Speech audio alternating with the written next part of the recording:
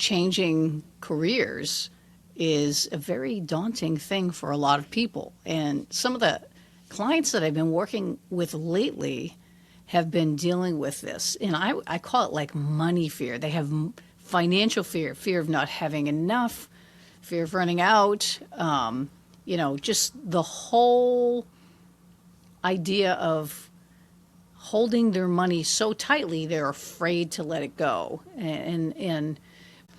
And so some of the clients that I've been working with, one of them is an executive who works at a bank in finance and was going to be moving from one bank to another one in an executive position. And it was a lot for them to think about moving because there's so much to it. They're not sure if they're going to be able to do it.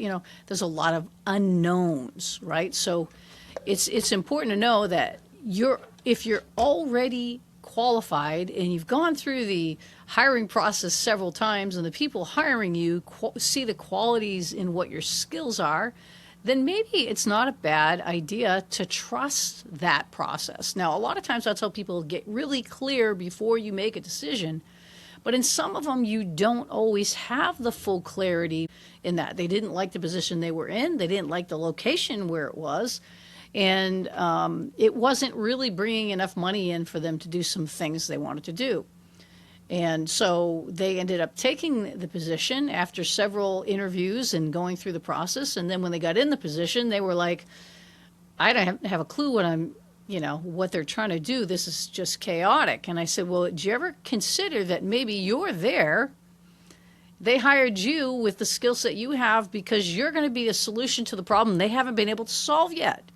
So the problem with going into something that way is you're going in fear and worried about what could happen versus how can I be part of the solution.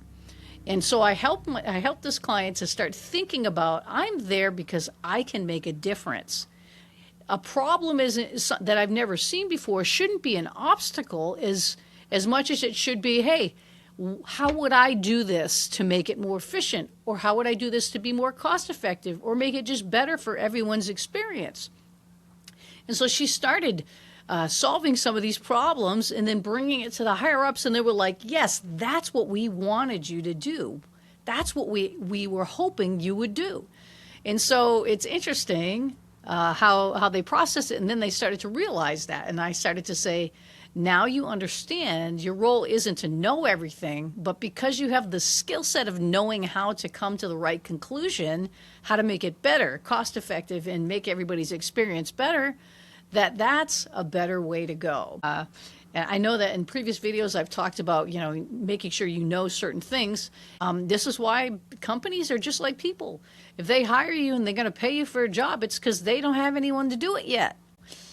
So this second person has had a fear with money or whatever. And so I've been trying to show them how important it is that to develop ourselves in a skill. We may know some things, but maybe there's a couple areas that we just need to get better at or understand better.